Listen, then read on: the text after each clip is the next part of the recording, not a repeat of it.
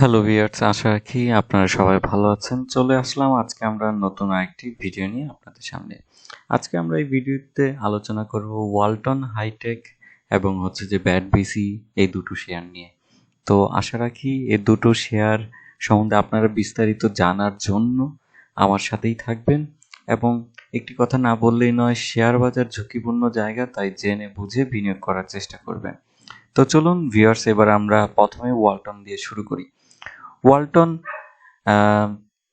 আমরা যখন দেখি যে আইপিওতে আসার পরে কিন্তু তার যে বেশ মুভমেন্টটা হয়, তারপরে কিন্তু দেখা যাচ্ছে যে আগস্ট থেকে তার কিন্তু একটা নিম্নগতি আমরা দেখতে পাই এবং বেশ ভালো কিন্তু অ্যামাউন্টে সেটা হয়। প্রায় আমরা যদি খেয়াল করি 500 টাকার মতন একটা গ্যাপ হচ্ছে। এটার পিছনে অনেক কিছুই রিজন আছে। দেখা যাচ্ছে যে বড় বড় প্রাইসিং এর যে শেয়ারগুলো আছে, অনেকে হয়তো শুরুতে যেরকম আইপিওতে আসার পরে যে আগ্রহটা থাকে, এরপরে হয়তো সেরকম আগ্রহটা ক্রিয়েট না হওয়ার কারণে অন্য স্টকের প্রতি আগ্রহটা বেড়ে গিয়েছে। এটা হতে পারে কিছুটা সেল প্রেশার। পাশাপাশি আরেকটা বিষয় আমি যেটা মার্ক করেছি যে তাদের কিন্তু সেকেন্ড কোয়ার্টারে আমি যদি দেখি যে ইপিএস কিন্তু অনেক কমেছে এবং পাশাপাশি কিন্তু তাদের ফার্স্ট কোয়ার্টারেও ইপিএসটা কমেছে, যেখানে কিন্তু তাদের অন্যান্য বছরের তুলনায় অনেক কম। আমি যদি অ্যাভারেজলি খেয়াল করি যে তাদের দুটো কোয়ার্টার মিলিয়ে হয়েছে 14 টাকা 73 পয়সা, সেখানে গত বছরই ছিল 21 টাকা 48। তার মানে এখানে বোঝা যাচ্ছে যে আপনার 7 টাকার মতন একটা গ্যাপ আছে। তার মানে ইপিএস কিন্তু সংখ্যাটা অনেক বেড়েছে, সরি, ইপিএস সংখ্যাটা অনেক কিন্তু কমেছে।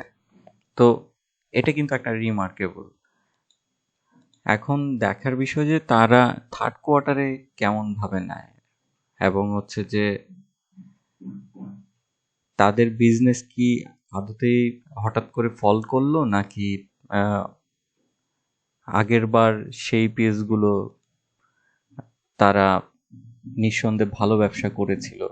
এটা আমার কাছে মানে এক ধরনের প্রশ্ন সম্মুখীন।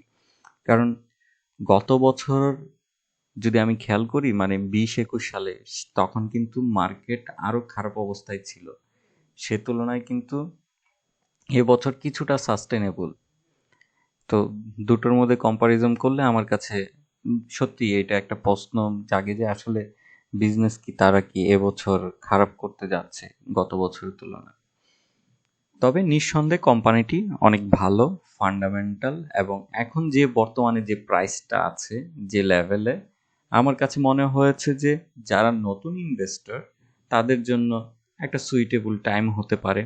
পাশাপাশি যে এইখানে এমন না যে হুট করেই সব টাকা ঢুকিয়ে দিলাম, ধাপে ধাপে কিনতে পারেন 4টা 5টা করে করে। এরপরে গিয়ে তাদের আরএসআই ইন্ডিকেটরটাও খুব সুইটেবল, অনেক নেগেটিভে আছে। তার মানে যে এখান থেকে ধরে ধরে হয়তো কিনা যেতে পারে। এবং এই শেয়ারগুলোতে আমি বলবো যে আপনারা যদি মানে লং টার্ম ভিশন না রাখেন, তাহলে কিন্তু আপনার জন্য বিপদ হবে। কারণ এখানে আপনাকে ধৈর্যটা বেশি দিতে হবে।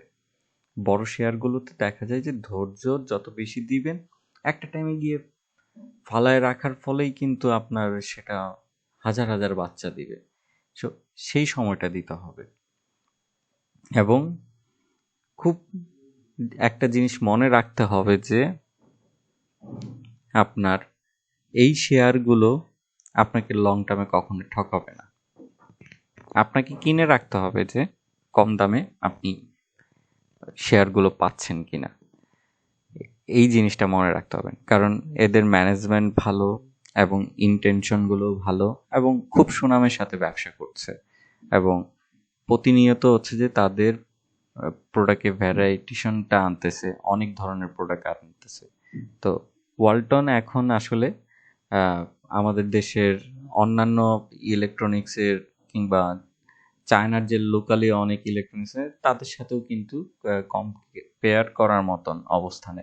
হয়তো সব প্রোডাক্ট না, যেমন তাদের ফ্রিজটা একচিটিয়ে ভালো ব্যবসা করে যাচ্ছে। তো এই ছিল ওয়ালটন নিয়ে। এরপরে যদি আমি আসি, তাহলে যে ব্যাটবিসির আমরা যদি একটা জিনিস খেয়াল করি, তাহলে যে আপনার একটা গুড নিউজ আপনাদেরকে দেই। ব্যাটবিসিতে যে 1900 কোটি টাকা সামথিং এনবিআর যেটা ক্লেম করেছিল সেটি আসলে দিতে হচ্ছে না। এটা বাংলাদেশের হচ্ছে যে সুপ্রিম কোর্ট থেকে জানিয়ে দিয়েছে অলরেডি। তো ব্যাটবিসির জন্য এটা খুবই একটা সুন্দর ঘটনা, এবং পাশাপাশি হচ্ছে যে ব্যাটবিসির কিন্তু আগামী 9 ফেব্রুয়ারি কিন্তু ইয়ারলি এন্ড হবে, সেখানেও একটা ডিভিডেন্ড ঘোষণা আসবে।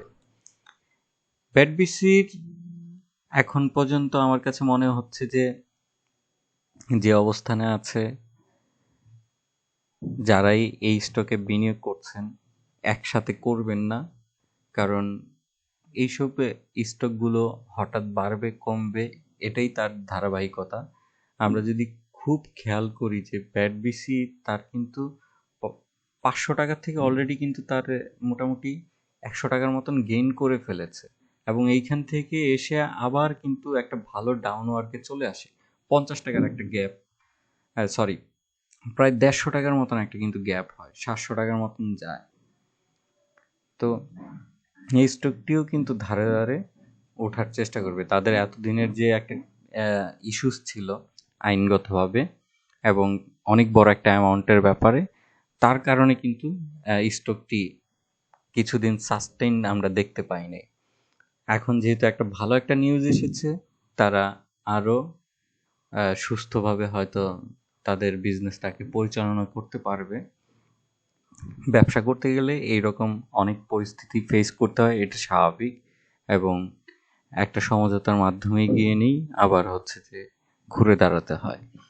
তো ব্যাটবিসির আমার কাছে যেটা মনে হচ্ছে যে তাদের কন্টিনিউয়াস হচ্ছে যে আপনার ইপিএস গ্রো করে যাচ্ছে, এটা খুবই পজিটিভ।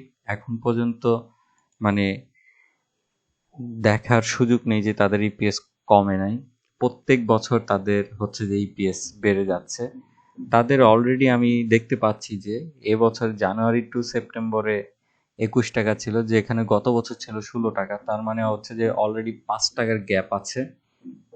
এবং তাদের আরেকটা বিষয় যে এখন আস্তে ধীরে ধীরে তাদের ব্যবসায়িক পরিচালনাটা একটু ডিফারেন্ট ভাবে হচ্ছে, নতুন নতুন প্রোডাক্ট আসতেছে, যেমন এখন তারা চকলেটের দিকে আগ বাড়াচ্ছে, এবং আমি যদি ভুল না করি তারা হয়তো কোনো এসএমইর ছোট ছোট ম্যাক্রো লোনের দিকেও কিন্তু আগ বাড়াচ্ছে।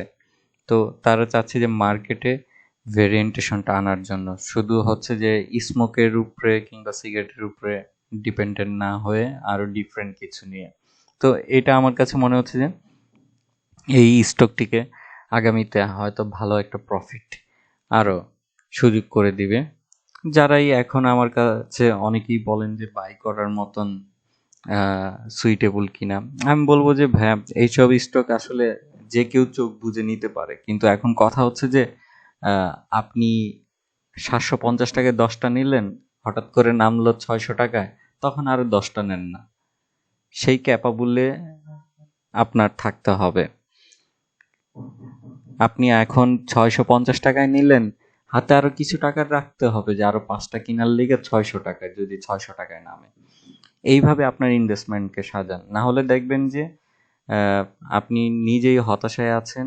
এবং এই স্টকগুলো আমি একটাই সাজেশন করি যে ভাই আপনি 5 বছরের প্ল্যান নেন, একটা ডিপিএস এর মতো, প্রত্যেক মাসে 3,000 টাকা করে ব্যাটবিসি কিনেন, একটা টাইমে যেয়ে দেখেন কত গুণ টাকা হয়, আপনার রিটার্নটা কেমন হয়। তো ওইভাবে চিন্তা করে এইসব থেকে আপনি ইনভেস্টমেন্ট করতে হবে। এই স্টকগুলো খুব এত আহামরি হঠাৎ করেই ভলিউম হঠাৎ করেই বেড়ে যাওয়া হয় না, এগুলো ধাপে ধাপে ধাপে ধাপে সাস্টেইন করে এক একটা পিলার গেড়ে গেড়ে তার বাদে মুভ করে।